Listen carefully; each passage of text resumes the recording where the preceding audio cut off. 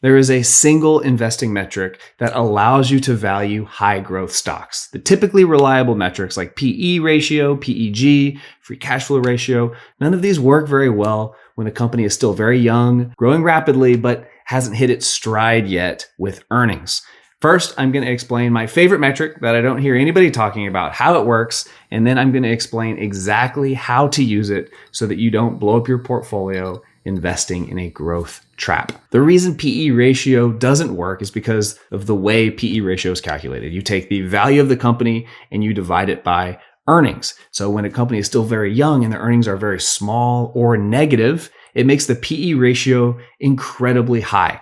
If we take Netflix as an example, if I scroll back to 2015, they had a PE ratio of nearly 400, while the sector average or the industry average for entertainment was 41.5 or is 41.5. Now, on one hand, it makes it look like Netflix is incredibly overvalued. If you are interested in investing in high growth companies, that is par for the course. You're going to see tons of ridiculously high PE ratios. So it makes it feel like this is sort of a toss-up. How could I possibly compare these companies when the PE ratio is worthless? It makes investors kind of go off of vibes more than metrics. So what is the second best metric that is highly correlated to the value of a company? Well, this article by McKinsey & Co. illustrates this point perfectly. They analyzed 2,200 large global companies, and they revealed the importance of monitoring both profit growth and revenue growth. If I scroll down a bit, we can see the correlation is incredibly strong.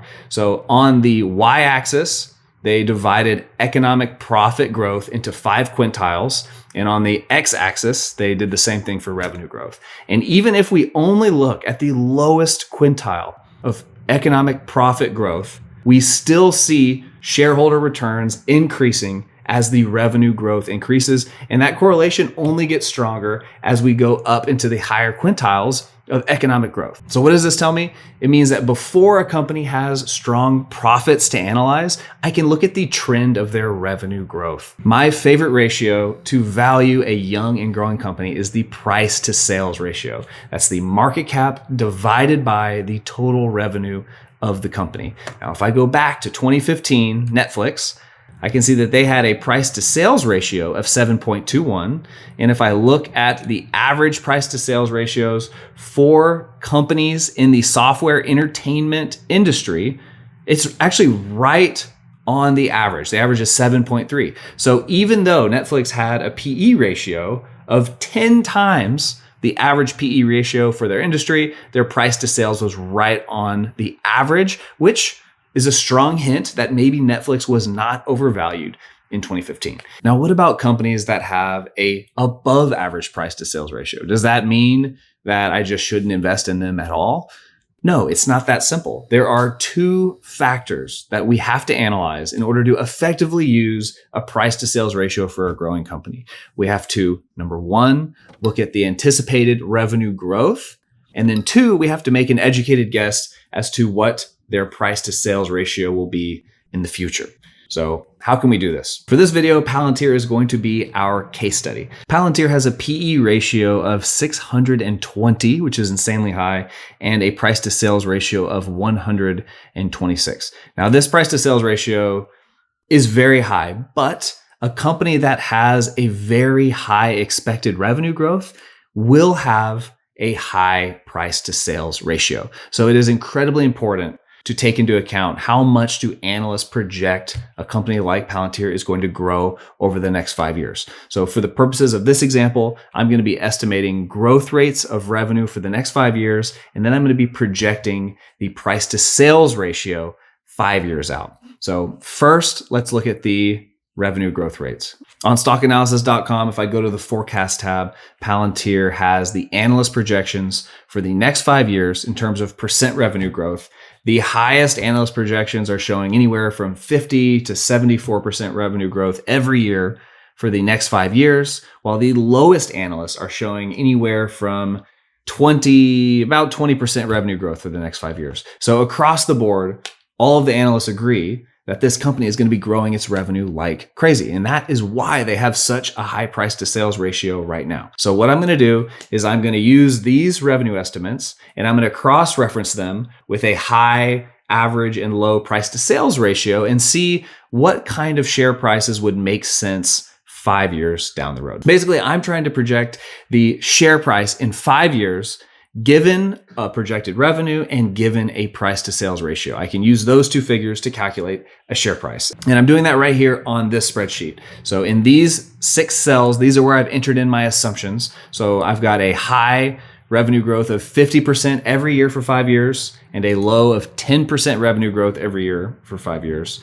And then in 5 years, I'm assuming that the price to sales ratio is going to be between 20 and 126.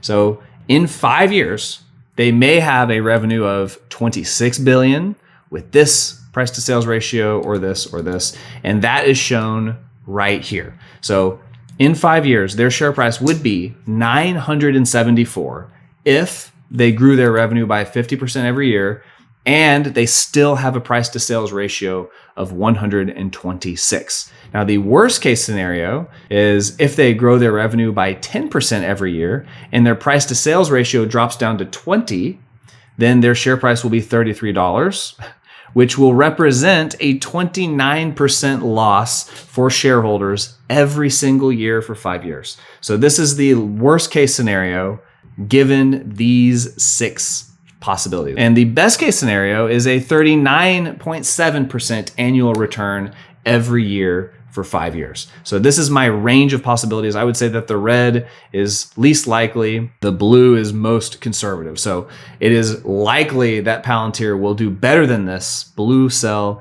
It is unlikely that Palantir will do better than this red cell, and then the yellow, the orange, and the green are somewhere in between. So the first thing I want to look at is how reasonable is it for Palantir to have a price to sales ratio of 126 if their sales, their total revenue is $26 billion.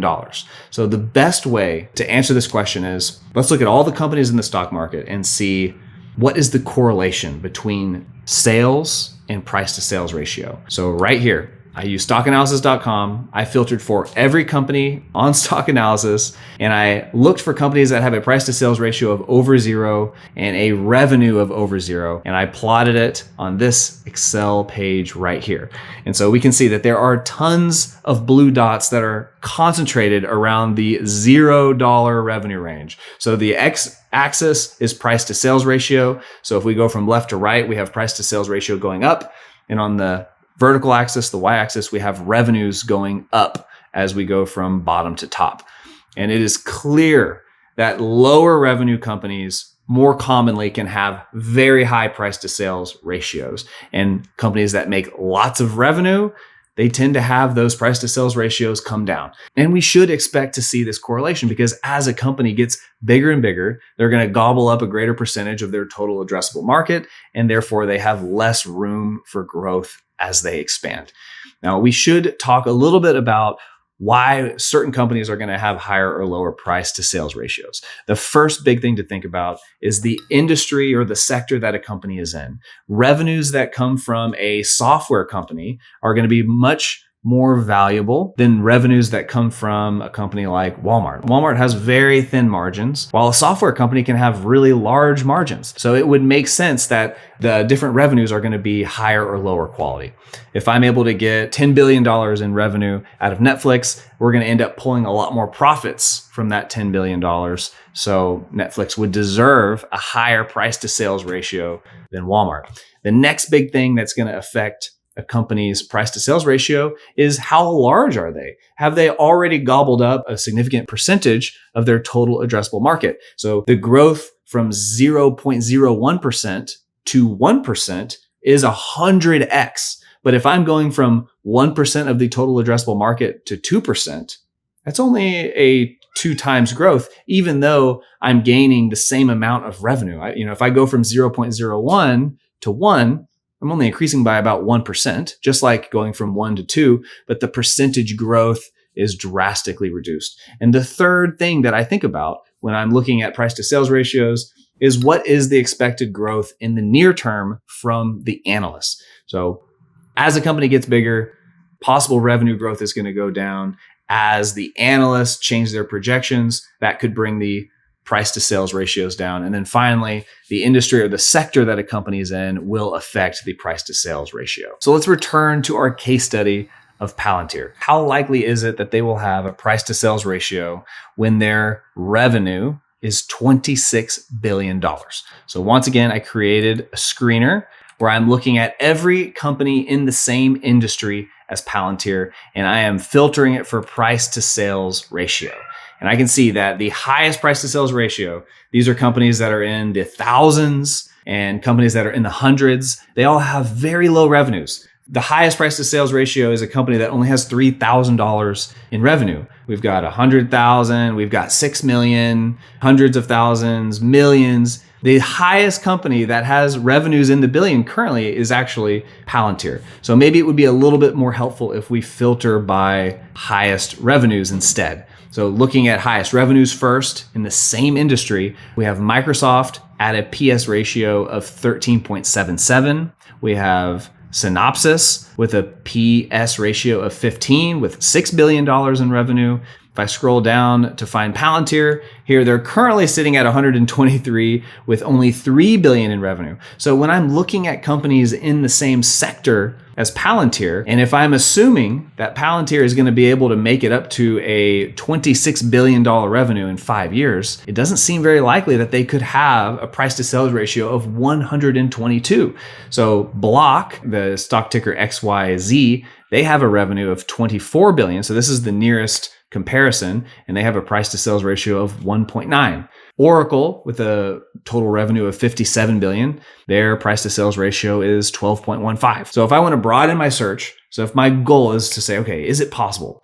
Could there be some companies out there that have 20 billion in revenue with a higher price to sales ratio? Let's expand the search to all of the companies in the stock market that are having a revenue higher than 5 billion. And I'm going to filter this once again by price to sales ratio.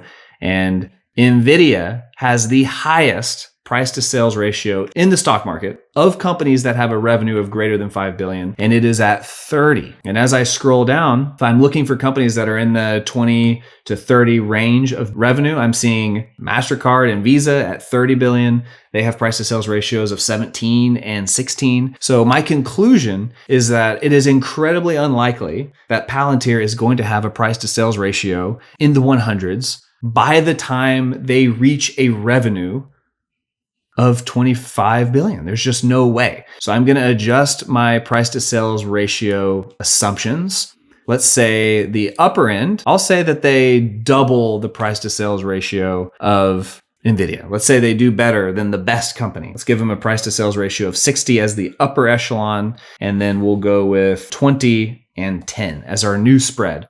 Actually, for the medium, I'll go with a price to sales ratio of 30. We'll say doubling NVIDIA and then matching NVIDIA. That would mean that in the best case scenario, if they're twice as good in price to sales compared to NVIDIA, the best case scenario is we have a return of 20% per year for the next 5 years. And the worst case scenario is a loss of 38%. And I'm seeing of the range of possible scenarios, the vast majority of these scenarios are going to be very poor returns. So if they achieve 30% revenue gain for the next 5 years, which is really strong, it's really strong. In fact, let's look at their revenue growth for the last 5 years. What is that? If I go to their financials, income, I can see for the last 5 years, they've averaged about 30%. So they've been growing like crazy. If they just match their previous growth, then we're still looking at a gain of only 4.4. And that's assuming the highest possible price to sales ratio. And sorry, these need to be reworked here. 60, this is 30. And 10. So at a price to sales ratio of 60, if they have 30% revenue growth for the next 5 years, which is phenomenal, and they have a super high price to sales ratio, I'm only getting an upside of 4.4% per year for 5 years. So based on this analysis of price to sales ratio, expected growth, and expected endpoint for price to sales ratio, I would say that Palantir looks to be incredibly overvalued right now. And that's not to say that it's impossible for Palantir to meet these metrics. It's possible that they could have 50% revenue growth for the next 5 years and have a price to sales ratio of 60 or more. That's possible. But if we're looking to make investments in high growth companies, we want to go with a company that has a higher chance of giving us better results. Companies that are still projected to have lots of revenue growth, but they're not priced so high as Palantir is currently priced. So let's do another example. Let's look at Reddit. If I go to stockanalysis.com, on the ratios tab, I can see that Reddit currently has a price to sales ratio of 23. So that's a lot more manageable than Palantir's. They currently have a price to earnings ratio of negative because I do believe they are currently not making money. Let's go to their income statement and net income to common. Actually, okay, I apologize. They are actually profitable. If I go to their overview, I can see a PE ratio of 193. So they have an incredibly high PE ratio. If I go to their financials tab, I can see that their revenue is currently 1.668 billion. Their current price to sales ratio is 23.65. And if I go to their forecast tab, the upper end looks to be about 40% for the next 5 years. The average, maybe we'll go with 25, and then the low end, 10% revenue growth. So on my spreadsheet, I'm going to assume 40% for the high, 25 for the medium, and 10 for the low. And then for the price to sales ratios, I'm going to put 20. That's about where they're at now. I'll put that as the medium. And then we'll put 30 for the high if they're able to actually increase their price to sales ratio as they get larger, which is unlikely, but it could happen. Palantir has certainly increased their price to sales ratio quite a bit. And then the low, I'll go with 10. And with these assumptions in place, the best case scenario, we're seeing 37% annual returns for the next 5 years. The worst case scenario, we're seeing a 13% loss for the next 5 years. And in this case, we're actually seeing decent returns for the average scenarios here, and here. So in my mind, if I'm looking at the current price to sales ratio of a company that has projected incredibly high revenue growth, I mean, this is 40% revenue growth every year for 5 years. This is about 5x their current revenue. So this is huge growth. And given the current price to sales ratio and projected price to sales ratios in 5 years, Reddit looks like a sound investment, while Palantir looks to be incredibly risky. But before we plug data into our spreadsheet, we have to have a method for narrowing down all of the companies in the stock market. Nobody has time to do this analysis on all 5,500 companies. We need to have a system for narrowing down this list into only the top 1% of companies in the stock market. Check out my system right here.